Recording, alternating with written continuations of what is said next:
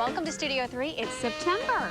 Yes. The first day. I know. Jeff Timmons with us again today. Fred's off this week. It's great to see you. Good to see you as well. How was your day in Cleveland yesterday? It was good. I didn't get to spend too much time here. I had to take a drive to Erie, Pennsylvania for a little quick trip, and then I came back. So I didn't get to spend too much time. Hopefully today. Busy. A little bit. The life of these stars. You're right. That's what it feels like, driving that rental back and forth from state to state. See, I love how humble you are. That's the best part about you. We've got a huge jam-packed show coming up today, so we're going to get right to it, tell you what's coming up. That's right. Now that school has started, so does the spread of germs in classrooms. We're going to get some great health tips on how to keep your family germ-free today. Oh, mom and dads, the ears just went, what? We want to hear about it. Plus, do you ever wonder about how the stars get their full head of lush, wavy hair? We've got some awesome tips for you. And Kim Basinger is back on the big screen with a new movie, and we have some tickets to give away to the new movie Cellular later on today's show. Okay, but you might have seen it a little bit earlier on the Today Show. There's been a lot of promotions about this upcoming Dateline with Jane Pauley and Stone Phillips, the exclusive interview about her bipolar disorder. And it's funny because they had a little snippet on today, a little bit earlier, and I was just saying, what exactly is bipolar disorder? And I asked the question, and a producer extraordinaire, what does she do? We've got a doctor on the show to explain. So here with us is Dr. David Musina, psychiatrist of the Cleveland Clinic, and we're talking all about bipolar disorder. So we're so happy that you're with us and to help explain a little bit, because when I was watching, I guess I assumed that it was a mood swing kind of a thing. That's what it sounded like, but... Yeah, that's what a lot of people think about when you hear the term manic depressive illness is mood swings. And a lot of things can cause mood swings, and they may be things that are not bipolar disorder. Yeah, I was a little alarmed, to be quite honest. Right. I said, oh my goodness, bipolar disorder. Yeah, so mood swings does not mean bipolar disorder. It's just one part of the disorder. Really? What are some of the other symptoms of bipolar disorder? Well, bipolar disorder is a mood disorder. Everyone's got moods. They go up, they go down with normal life. People with this condition, also known as manic depressive illness, have periods of time when their mood is abnormally high. It's way beyond feeling good.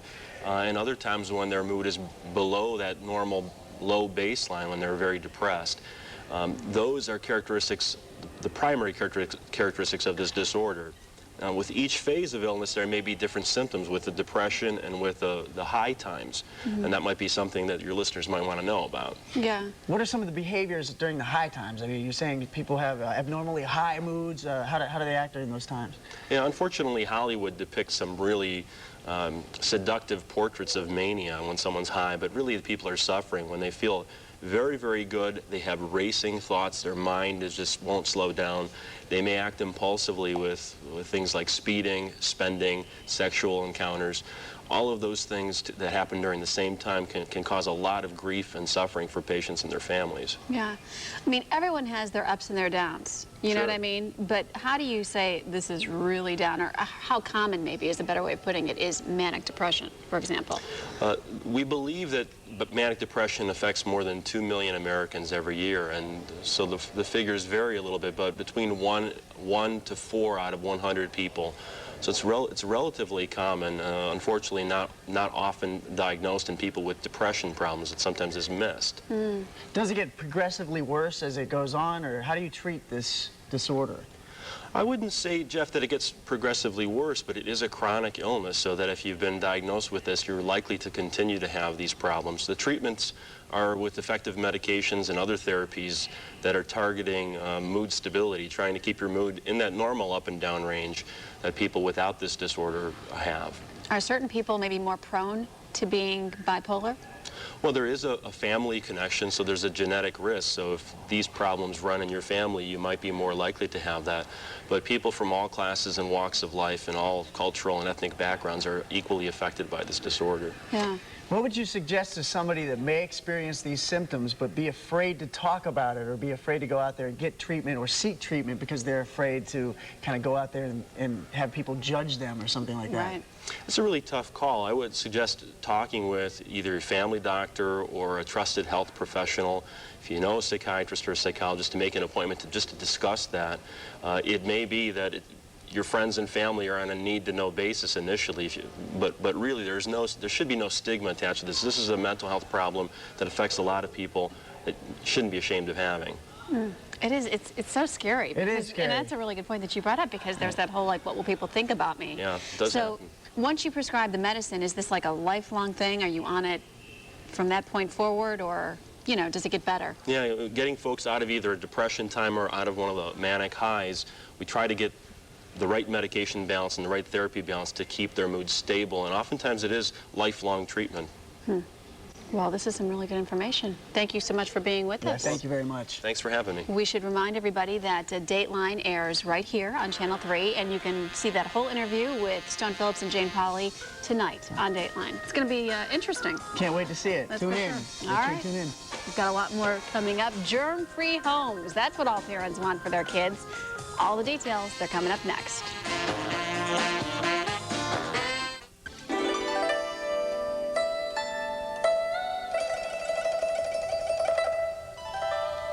Welcome back to Studio 3, everybody. I'm Jeff Timmons, and we're doing our cooking segment today with George Wong. George is the owner of the Pearl of the Orient restaurant in Rocky River.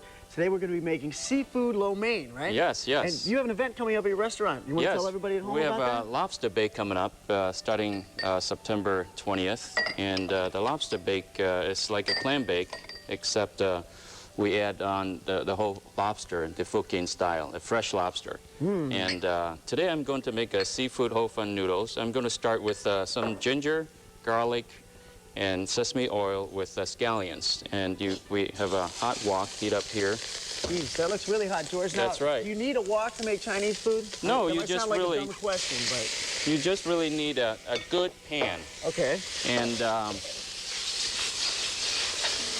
And this is, we got scallops, and we got jumbo shrimps, baby shrimp, and calamari. And we have cut it into strips. If you like the recipe, please email check on wkyc.com.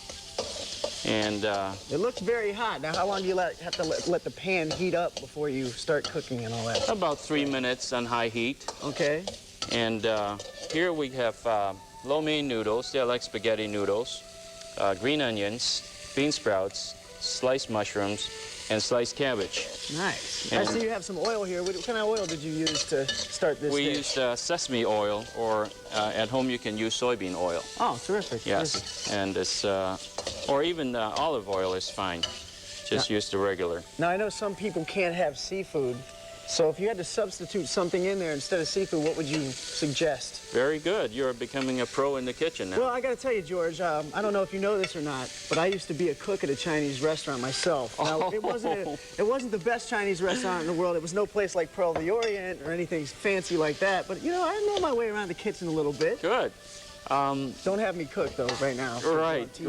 right. We have, you were saying? Yeah, instead of seafood, what Right. can you put in there? We can put actually chicken, Okay, sliced white chicken, or sliced beef. right. Chicken would work. Just veggie would work too. If you have broccoli, celery, bell peppers, sweet peppers, just parboil the veggies and then stir fry with the lo mein noodles. Smells delicious, by the way. Right. It looks Thank great. you. We have some soy sauce, and that would add some coloring to it. And this is oyster flavor sauce. You can get it in a Chinese store. There's one downtown on East 30th and Payne Avenue Okay. What's the name of that place? called Ting Hall. Okay. Look for Mr. Chen. Okay. Yeah, he's a good friend of mine. Very good, very good. Now, I saw some other spices and all that stuff. Right. What is this right here? This is minced garlic. Okay. And then we have minced ginger. Right. And then the sesame oil and diced scallion. I really like scallion, so I'm going to throw it all in. It looks delicious. And now we can put the noodles in there. And that goes in last. That's right. Now, the noodles, are they pre-cooked or do you get them like that? Yeah, we parboil the noodles Okay. first, and then when the meat is ready, we just kind of throw it in and kind of stir it up or mix it up. Wow. It looks amazing. And George, your restaurant is Pearl of the Orient in Rocky River, right? Yes, 19300 Detroit Road, And if people want to pick up the recipe for this wonderful dish, they can get it on the website? wkyc.com. All right, terrific. Yes, and then my sister has one in Shaker Heights in Van Aken Shopping Center, Van Aken Boulevard. Everybody, go check out George's restaurant, Pearl And of we the have, Orient. in sushi Lucky now. River. And we have some sushi over here. Right. This looks We have delicious. the by way. dragon roll, this salmon sushi, and we just started a new sushi bar. So Terrific. things are going great. Well, thanks for staying with us, George. We're Thank gonna you. have to check out your restaurant. Everybody, stay tuned. We'll Thank be right you. back. Thank you, Jeff. Thank you, sir. Yes. Thank you. Orient. So he brought fortune cookies, and there's a big rule on the show. You've got to open up the cookie, read your fortune, and add in bed to the end of it. All right, here we go. Watch your relations with other people carefully. Be reserved in bed. Don't know about that one. I'll let you know mine tomorrow.